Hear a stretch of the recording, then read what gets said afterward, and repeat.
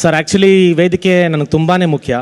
ತುಂಬಾ ವರ್ಷಗಳಿಂದ ನಾನು ಟ್ರೈ ಮಾಡಿದೆ. ಯಾಕೆ ಮುಖ್ಯ ಸರ್? ಈ ವಾರದ ಕಳಪೆ ರಜತ್ ಒಂದಷ್ಟು ಪದಗಳು ನಮ್ಗೆ ಡೈಜೆಸ್ಟ್ ಮಾಡ್ಕೊಳಕ್ ಆಗಿಲ್ಲ. ಸಡೆ ನನ್ನ ಮಗ ಅಂದ್ರೆ ಯಾರು? ಈ ಸಡೆಗಳನ್ನೆಲ್ಲ ಕಳಿಸ್ಬಿಟ್ಟೆ ನಾ ಮನೆಗೆ ಹೋಗೋದು. ಇದಕ್ಕಿಂತ ತ್ರಿಬಲ್ ಮಾತಾಡ್ತೀನಿ. ಆಕ್ಚುಲಿ ಆಟ ಶುರು. ಹಾಯ್ ಹಲೋ ನಮಸ್ಕಾರ. ಸ್ಮಾರ್ಟ್ ಸ್ಕ್ರೀನ್ ಯೂಟ್ಯೂಬ್ ಚಾನೆಲ್ಗೆ ಸ್ವಾಗತ. ನಾನು ಶ್ವೇತಾ ಕಲಕಣಿ. ವೈಲ್ಡ್ ಕಾರ್ಡ್ ಮೂಲಕ ಶೋಭಾ ಶೆಟ್ಟಿ, ರಜತ್ ಈ ಇಬ್ರು ಟಫ್ ಕಾಂಪಿಟೇಟರ್ಸ್ ಮನೆ ಒಳಗಡೆ ಕಾಲಿಟ್ಟಾಗ ಮನೆಯಲ್ಲಿರುವವರಿಗಿಂತ ಇವರು ಅಗ್ರೆಸಿವ್ ಆಗಿ ಆಟ ಆಡ್ತಾರೆ, ಕೆಲವರ ಮುಖವಾಡವನ್ನ ಕಳಚುತ್ತಾರೆ ಅಂತ ಅಂದುಕೊಂಡಿದ್ರು. ಅದರಂತೆ ಶೋಭಾ ಶೆಟ್ಟಿ ಮತ್ತು ರಜತ್ ಅಗ್ರೆಸಿವ್ ಆಗಿ ಆಟ ಆಡಿ ನಾವು ಟಫ್ ಕಾಂಪಿಟೇಟರ್ಸ್ ಅಂತ ಪ್ರೂವ್ ಮಾಡಿದ್ರು. ಆದ್ರೆ ಇನ್ನೊಬ್ಬರ ಮುಖವಾಡ ಕಳಚುತ್ತೀನಿ ಎಂದ ರಜತ್ ಬಂದ 2 ದಿನಕ್ಕೆ ತಮ್ಮ 2ನೇ ಮುಖವಾಡವನ್ನ ತೋರಿಸಿ ಜನರ ಕಣ್ಣಲ್ಲಿ ಕಳಪೆಯಾಗಿದ್ದಾರೆ. ಅಷ್ಟೇ ಅಲ್ಲ, ಕಳಪೆ ಸಿಕ್ಕರು ಬುದ್ಧಿ ಕಲಿಯದ ರಜತ್ ಸಡೆ ನನ್ನ ಮಕ್ಕಳನ್ನ ಹೊರ ಕಳಿಸ್ಬಿಟ್ಟೆ ನಾನು ಹೋಗ್ತೀನಿ, ಇದಕ್ಕಿಂತ ತ್ರಿಬ್ಬಲ್ ಮಾತಾಡ್ತೀನಿ ಅಂತ ಚಿಟಿಕೆ ಹೊಡೆಯುತ್ತಾ ದರ್ಪ ತೋರಿಸಿದ್ದಾರೆ. ಹಾಗಾದ್ರೆ ಏನಾಗ್ತಾ ಇದೆ ಮನೆಯಲ್ಲಿ, ಬನ್ನಿ ನೋಡೋಣ. ತೋಳಲ್ಲಿ ಬಲ ಇದೆ, ಆಟಗಳನ್ನ ಸಲೀಸಾಗಿ ಆಡಿ ಗೆಲ್ಲಬಹುದು, ಬಿಗ್ ಬಾಸ್ ಮನೆಯಲ್ಲಿ ಕಿಂಗ್ ನಂತೆ ಆಳಬಹುದು ಅಂತ ಅಂದುಕೊಂಡಂತ ರಜತ್ ಮಾತಿನ ಹಿಡಿತವನ್ನ ಕಳೆದುಕೊಂಡ್ರ ಗೊತ್ತಾಗ್ತಾ ಇಲ್ಲ.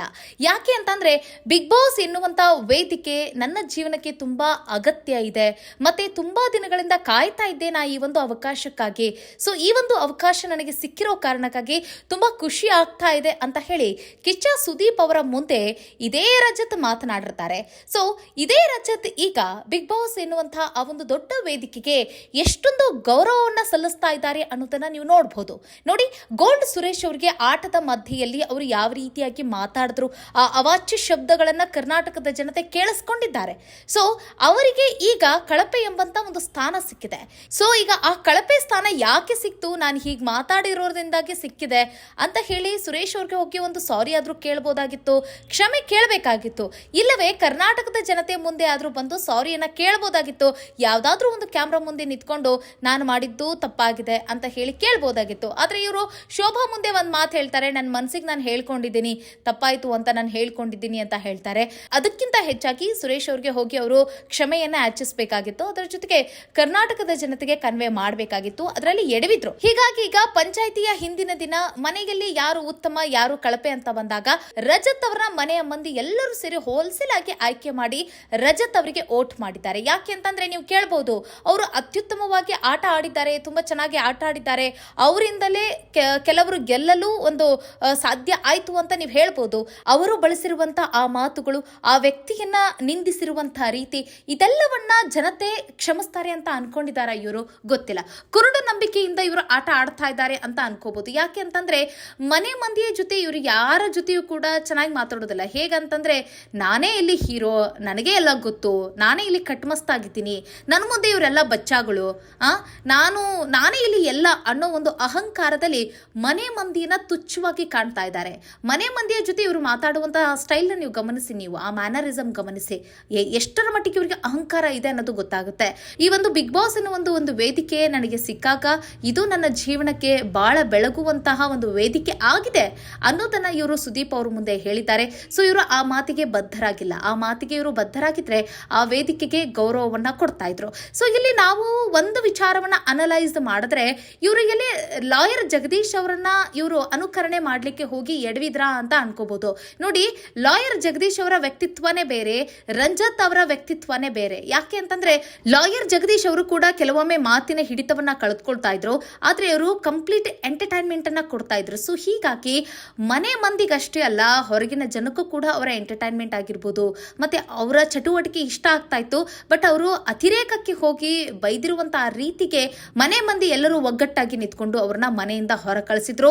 ಮನೆ ಮಂದಿಗೂ ಕೂಡ ಶಾಸ್ತಿ ಮಾಡಿದ್ರು ಸುದೀಪ್ ಅವರು, ಮತ್ತೆ ಜಗದೀಶ್ ಅವ್ರನ್ನು ಕೂಡ ಹೊರ ಹಾಕಿ ಅವ್ರಿಗೂ ಕೂಡ ಶಾಸ್ತಿ ಮಾಡಿದ್ರು. ಸೊ ಇದೆಲ್ಲವನ್ನ ಮರ್ತು ಬಿಟ್ಟಿದ್ದಾರೆ ಅಂತ ಅನ್ಸುತ್ತೆ ರಜತ್ ಅವರು ನೆನಪಿಟ್ಕೊಂಡಿರೋ ವಿಚಾರ ಮಾತ್ರ ಅಂತ ಅಂದ್ರೆ ಮನೆ ಮಂದಿ ಎಲ್ಲ ಉಗಿದು ಅವ್ರನ್ನ ಹೊರ ಕಳಿಸಿದ್ರು, ಆದ್ರೆ ಜಗದೀಶ್ ಅವ್ರಿಗೆ ಹೊರಗಡೆ ಸಿಕ್ಕಂತ ಆ ಪ್ರೀತಿ ಮಾತ್ರ ಅಪಾರವಾಗಿತ್ತು.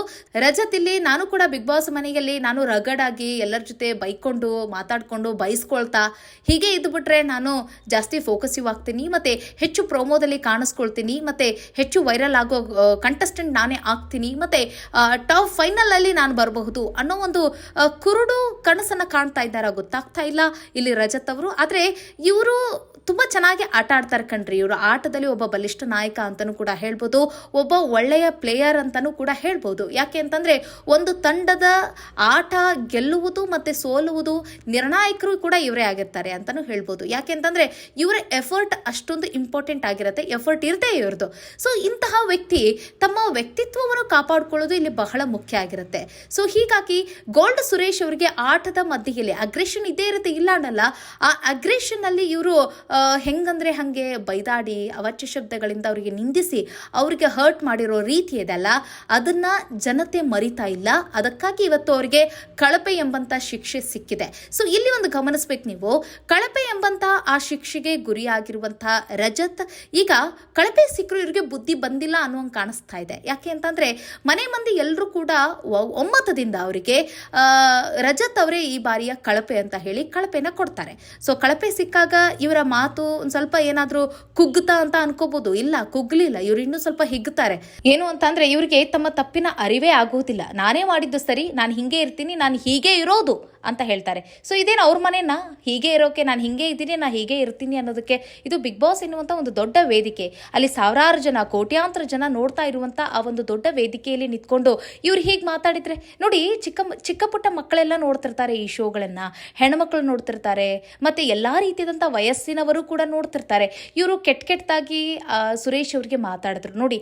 ಆ ಸಡೆ ಹೆಣ್ಣು ಆ ಪದ ನೋಡಿ, ಕೆಲವರಿಗೆ ಅರ್ಥ ಆಗುತ್ತೆ, ಕೆಲವರಿಗೆ ಅರ್ಥ ಆಗೋದಿಲ್ಲ. ಸೊ ಇಂತಹ ಪದಗಳನ್ನ ಇವರು ಬಳಕೆ ಮಾಡಿ ಅವರಿಗೆ ಬೈದಿದ್ದಿದೆ ಅಲ್ಲ, ಸೊ ಅದು ಎಲ್ಲರೂ ಕೂಡ ಅದನ್ನ ಗಮನಿಸಿದ್ದಾರೆ. ಸೊ ಹೀಗಾಗಿ ಅವರಿಗೆ ಇವತ್ತು ಕಳಪೆ ಅನ್ನೋ ಒಂದು ಸ್ಥಾನ ಸಿಕ್ಕಿದೆ. ಸೊ ಹೀಗಿದ್ರೂ ಕೂಡ ರಜತ್ಗೆ ಬುದ್ಧಿ ಬಂದಿಲ್ಲ. ಅವರು ಇದಕ್ಕಿಂತ ತ್ರಿಬಲ್ ಮಾತಾಡ್ತೀನಿ ನಾನು ಅಂತ ಹೇಳಿ ಸವಾಲನ್ನ ಹಾಕಿದ್ದಾರೆ. ಅರ್ಥ ಮಾಡ್ಕೊಳ್ಳಿ, ಈ ರೀತಿಯಾಗಿ ಇವರು ಮೆಂಟಲ್ ಅಬಿಲಿಟಿನ ಇಟ್ಕೊಂಡ್ರೆ ಇವರು ಹೆಚ್ಚು ದಿನಗಳ ಕಾಲ ಬಿಗ್ ಬಾಸ್ ಮನೆಯಲ್ಲಿ ಬಾಳ್ಲಿಕ್ಕಾಗೋದಿಲ್ಲ. ಹೊರಗೆ ಬರೋದು ಕಟ್ಟಿಟ್ಟ ಬುತ್ತಿ ಅಂತ ಇವರು ಅರ್ಥ ಮಾಡ್ಕೋಬೇಕು. ಇದನ್ನ ಅತಿ ಬೇಗವಾಗಿ ಮರ್ತು ಹೋಗಿದ್ದಾರೆ ಅಂತ ಅನ್ಸುತ್ತೆ. ಯಾಕೆ ಅಂತಂದ್ರೆ ಬಿಗ್ ಬಾಸ್ ಮನೆ ಒಳಗಡೆ ಕಾಲಿಟ್ಟಾಗ ಒಂದ್ ಸ್ವಲ್ಪ ದಿನಗಳ ಕಾಲ ಮನೆ ಸುತ್ತಮುತ್ತ ಕ್ಯಾಮ್ರಾ ಇದೆ, ಹೊರಗಡೆ ಜನ ನಮ್ಮನ್ನ ಯಾವ ರೀತಿಯಾಗಿ ತಿಳ್ಕೊಳ್ತಾರೆ, ಸೊ ಹಾಗಾಗಿ ನಾವು ಚೆನ್ನಾಗಿರ್ಬೇಕು, ಚೆನ್ನಾಗಿ ಆಡ್ಬೇಕು ಅನ್ನೋ ಒಂದು ಯೋಚನೆ ಅಂತೂ ಇದ್ದೇ ಇರುತ್ತೆ. ಆದ್ರೆ ಸ್ವಲ್ಪ ದಿನ ಹೋಗ್ತಾ ಇದ್ದಂಗೆ ಅವ್ರಿಗೆ ತಾವು ಹೇಗಿದ್ದೀವಿ ಅನ್ನೋದನ್ನೇ ಮರ್ತು ಹೋಗ್ಬಿಟ್ಟು ಆಮೇಲೆ ಅಗ್ರೆಸಿವ್ ಆಗಿ ಆಟ ಆಡ್ತಾ ಮತ್ತೆ ಅವರ ಮಾನಸಿಕ ಸ್ಥಿಮಿತವನ್ನ ಕಳೆದುಕೊಳ್ಳೋದು ಇದೆಲ್ಲ ಸಾಮಾನ್ಯ.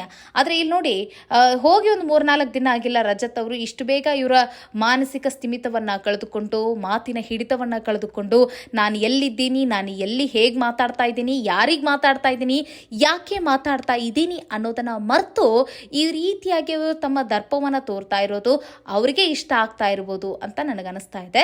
ಇಷ್ಟೆಲ್ಲ ದರ್ಪವನ್ನ ತೋರ್ತಾ ಇರುವಂತ ರಜತ್ ಅವರ ನಡೆಯನ್ನ ನೋಡಿ ಮನೆ ಮಂದಿ ಆಗಿರ್ಬೋದು ಅಥವಾ ಹೊರಗಿನ ಜನತೆ ಆಗಿರ್ಬೋದು ಕಿಚ್ಚನ ಪಂಚಾಯಿತಿಗಾಗಿ ಎಲ್ಲರೂ ವೇಟಿಂಗ್ ಅಲ್ಲಿದ್ದಾರೆ. ಯಾವ ರೀತಿಯಾಗಿ ಸುದೀಪ್ ಅವರು ಮದವೇರಿ ನಿಂತಿರುವಂತ ರಜತ್ ಅವರ ಸೊಕ್ಕಡಗಿಸ್ತಾರೆ, ದೆವ್ವ ಬಿಡಿಸ್ತಾರೆ ಅನ್ನೋದನ್ನ ನೋಡ್ಲಿಕ್ಕೆ ಕರ್ನಾಟಕದ ಜನತೆ ವೇಟಿಂಗ್ ಅಲ್ಲಿದ್ದಾರೆ. ಒಂದು ದಿನ ಮಾತ್ರ ಬಾಕಿ ಇದೆ. ಈ ಒಂದು ದಿನದಲ್ಲಿ ಈಗ ಪಂಚಾಯಿತಿಯಲ್ಲಿ ಯಾವ ರೀತಿಯಾಗಿ ರಜತ್ ಅವರಿಗೆ ದೆವ್ವ ಬಿಡಿಸ್ತಾರೆ ಸುದೀಪ್ ಅವರು ಅನ್ನೋದನ್ನ ನೋಡ್ಲಿಕ್ಕೆ ಮಹಾ ಜನತೆ ಕಾಯ್ತಾ ಇದ್ದಾರೆ. ಸುದೀಪ್ ಅವರು ರಜತ್ ಅವರಿಗೆ ಯಾವ ರೀತಿಯಾಗಿ ತರಾಟೆಯನ್ನು ತೆಗೆದುಕೊಳ್ಬಹುದು ಅಥವಾ ಅಗ್ರೆಸಿವ್ ಆಗಿ ಆಟ ಆಡಿದ್ದಕ್ಕೆ ಮೊದಲೇದಾಗಿ ಚಪ್ಪಾಳೆ ತಟ್ಟಿ ಆಮೇಲೆ ಇವರಿಗೆ ತಾವು ಮಾಡಿರುವ ತಪ್ಪನ್ನ ಅರಿವಿಗೆ ಮೂಡಿಸ್ತಾರಾ ಅಥವಾ ಯಾವ ರೀತಿಯಾಗಿ ಕಿಚ್ಚ ಸುದೀಪ್ ಅವರು ಈ ಒಂದು ಮ್ಯಾಟರ್ನ ತೆಗೆದುಕೊಳ್ತಾರೆ ಅನ್ನೋದನ್ನ ನಾವು ನೋಡ್ಬೇಕಾಗತ್ತೆ. ಒಟ್ಟಿನಲ್ಲಿ ಕಿಚ್ಚ ಸುದೀಪ್ ಅವರು ಇವರ ಸೊಕ್ಕಡಗಿಸ್ತಾರೆ ಅನ್ನೋದಂತೂ ಖಚಿತ ಅಂತ ಹೇಳ್ಬೋದು. ಇನ್ನು ಗೋಲ್ಡ್ ಸುರೇಶ್ ಅವರ ವಿಚಾರಕ್ಕೆ ಅಂತಂದ್ರೆ ತುಂಬಾ ಹರ್ಟ್ ಆಗಿದೆ ಅವರು ಇವರ ಮಾತುಗಳನ್ನ ಕೇಳಿಸ್ಕೊಂಡು ರಜತ್ ಅವರ ಮಾತಿಗೆ. ಸೊ ಹೀಗಾಗಿ ಸುದೀಪ್ ಅವರು ಅವರಿಗೆ ಸಮಾಧಾನ ಮಾಡಬಹುದು, ಮತ್ತೆ ಕಿಚ್ಚ ಸುದೀಪ್ ಅವರು ಅವರಿಗೆ ಸಮಾಧಾನ ಮಾಡಬಹುದು, ಮತ್ತೆ ಅವರು ಇನ್ನಷ್ಟು ಚೆನ್ನಾಗಿ ಆಡ್ಲಿಕ್ಕೆ ಅವ್ರಿಗೆ ಮತ್ತೆ ಹುರಿದುಂಬಿಸಬಹುದು, ಮತ್ತೆ ಉತ್ಸಾಹವನ್ನ ಕೊಡಬಹುದು ಅನ್ನೋದು ಕೂಡ ಇದೆ. ಏನಾಗುತ್ತೆ ಅನ್ನೋದನ್ನ ನೋಡೋಣ ಅಂತ ಹೇಳ್ತಾ ಇಲ್ಲಿ ಒಂದು ಪ್ರಶ್ನೆ ಇದೆ. ಏನು ಅಂತಂದ್ರೆ ಕಳಪೆ ಈಗ ರಜತ್ಗೆ ಸಿಕ್ಕಿದೆ, ಉತ್ತಮ ಯಾರಿಗೆ ಸಿಕ್ಕಿರ್ಬೋದು ಅದನ್ನ ಮುಂದಿನ ವಿಡಿಯೋದಲ್ಲಿ ನೋಡೋಣ ಅಂತ ಹೇಳ್ತಾ ಮುಂದಿನ ವಿಡಿಯೋದಲ್ಲಿ ಮತ್ತೊಂದು ವಿಚಾರದೊಂದಿಗೆ ಸಿಗೋಣ. ನಮಸ್ಕಾರ.